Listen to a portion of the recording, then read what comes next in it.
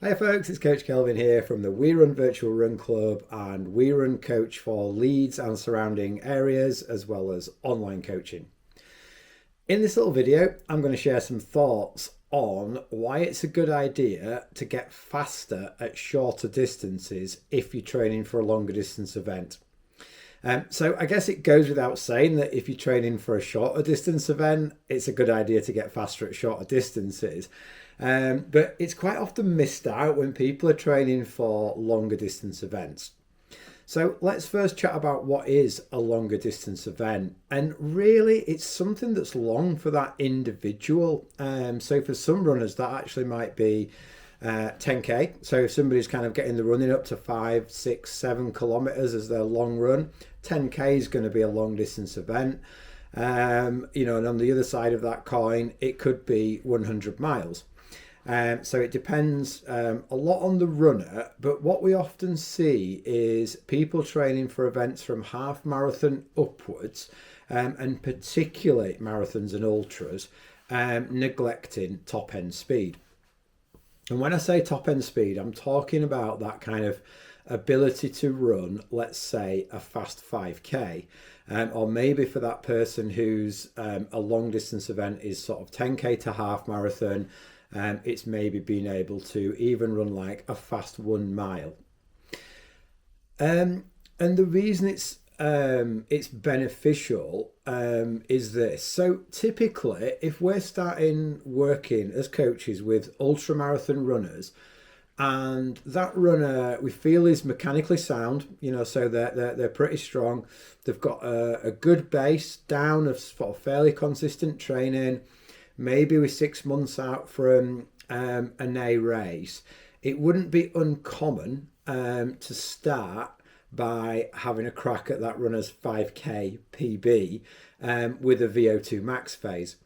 And the reason for that is it's kind of non-specific, isn't it? It's someone doing like a longer distance event like an ultra. It's not specific to that event, so we do it as far away from the event as possible.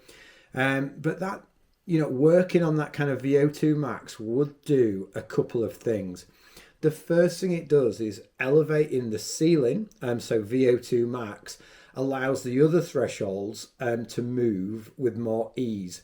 And those thresholds are more specific to the longer distance events. So sometimes people are trying to do this kind of mid-level intensity, or they even go out with this really poor idea of time on your feet, and they're trying to move these other thresholds that are important to move for longer distance events, but they're kind of bumping into the ceiling of VO2 max. So raising the ceiling allows lactate threshold and lactate turn point to move further up the scale of intensity or heart rate, whichever you're using to monitor your training.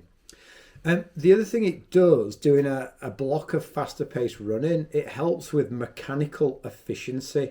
So, we can imagine that, maybe a 1500 meter runner needs amazing mechanical efficiency to be able to run the 1500 meters.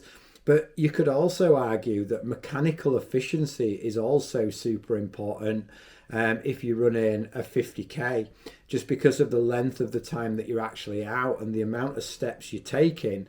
And if each step is just a tiny, tiny little bit more efficient, it will make a bigger difference in the long run.